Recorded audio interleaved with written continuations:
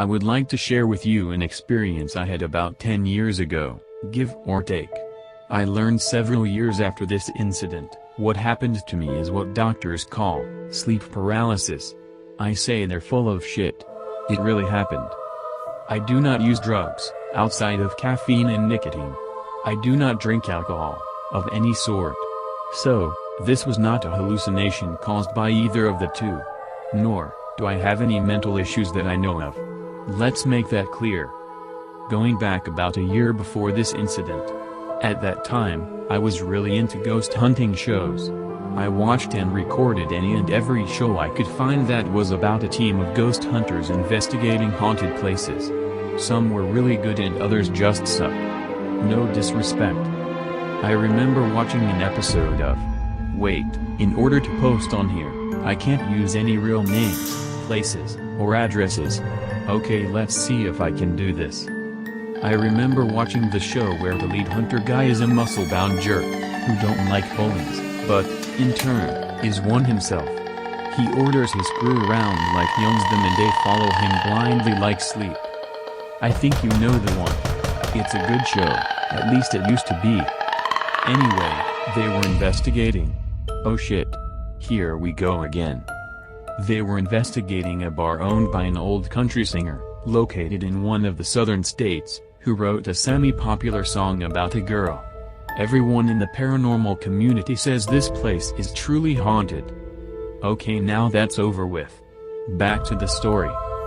They were down in the basement, I think. It's been a while since I seen it and to this day, is the only episode of that show I will never watch again.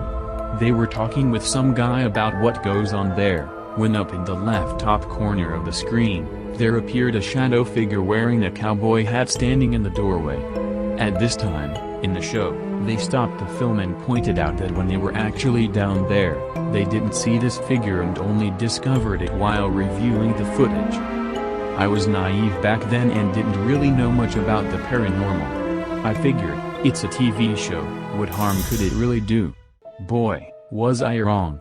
I now know that ghosts, entities, or whatever you want to call them, can follow you home from places and are made up of energy and can travel through any energy source they want, and one did. Now that I've given you the backstory to this story, let's proceed with the reason I'm actually writing this. Many years before this incident, an old friend of mine, back when I was 11 or 12, who I met through playing baseball on the same team. Anyway, he had recently bought a house and was looking for someone to just give his old trailer, mobile home to. Which is where this incident happened. We had lost contact over the years, but unbeknown to me, he had kept in contact with my father. My father gave him my number. He called me up and made me an offer I couldn't refuse. A free trailer, just pay lot rent. Oh hell yeah, I'll take it. The trailer was old and needed work. But it was a good deal. I moved in, did some minor repairs, and couple weeks after that, I invited my father and stepmother over for dinner. My stepmother is what she calls an old soul. She can sense when things are not right with universe. She took one look at the place, and said there's bad juju here, I don't like it. Every time she came to visit, she was nervous, she wouldn't sit still, always looking down the hallway.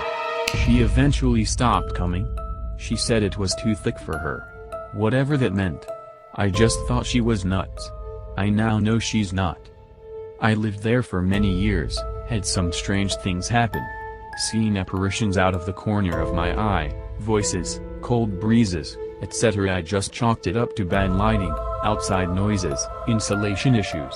Some rational explanation, until that night. The night that changed my whole belief systems forever. The night I will never forget. I was laying in bed, asleep on my back, like I always do, when I woke up and noticed a black figure standing in the doorway of my bedroom. The hallway light was on. I always leave it on, in case I need to make a bathroom run late at night. The light from behind the figure showed it had a head, 2 arms and 2 legs, but no eyes. It was just standing there. I blinked a couple times to make sure I was seeing what I was seeing, and sure enough I was. Only this time, when I looked at it, it was wearing a cowboy hat. The moment I realized that, I physically saw it jump from the standing position in the doorway over top of the bed and land on top of me. My body became stiff, unable to move. Out of my peripheral vision, I could see my wife lying next to me. I tried to scream, but nothing came out. I saw the figure sitting on top of me. It reached its hands down into my chest, and started squeezing my lungs. I couldn't breathe. It was squeezing the life right out of me. There I was, gasping for air, paralyzed, and unable to make a sound. Just when I thought I was about to die, a series of intensely bright white lights started flashing all around the room, like a strobe light on steroids. I closed my eyes to shield them from the lights. It was that bright.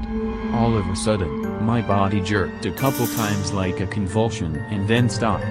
I opened my eyes and it was gone. I was able to breathe again. I lie there, heavy breathing for a good 20 minutes, too scared to move. When I finally got the nerve to try, I slowly moved my right hand over to my nightstand. Still shaking from fear, I grabbed my phone to check the time. Like I always do when I wake up in the middle of the night. The time was 3:48 a.m. The witching hour. Needless to say, I did not go back to sleep that night. I cautiously got out of bed, so not to wake up my wife, and turned on every light in the house. Every single one, including all the bedroom lights. How my wife stayed sleeping, I don't know, but thankfully she did.